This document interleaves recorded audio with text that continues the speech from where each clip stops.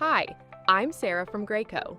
I'm going to show you how to install your Forever DLX Slim 4-in-1 car seat in rear-facing mode using the lower anchors.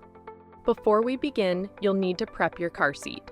Remove the infant supports and seat insert and set them to the side. Make sure the tether strap is stored in the storage location on the back of the car seat. Next, remove the lower anchor strap from storage by pressing on the red button on the lower anchor connector. Repeat on the other side. Be sure the lower anchor strap is routed through the blue rear-facing belt path. Recline the car seat using the handle at the front of the seat into one of the 3 rear-facing recline positions. Make sure it clicks into place. Place the car seat rear-facing in your vehicle.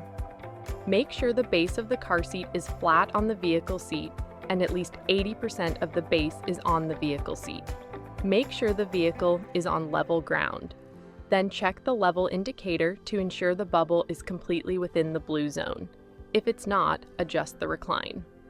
For easier installation, fully extend the lower anchor strap by pressing on the gray button. Next, expose the rear-facing snug lock off by lifting the seat pad.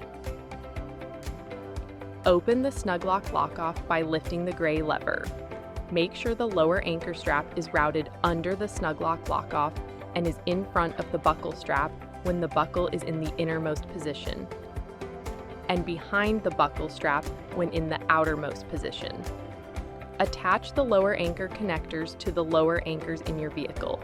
Make sure the arrows point up and that the strap lies flat and isn't twisted.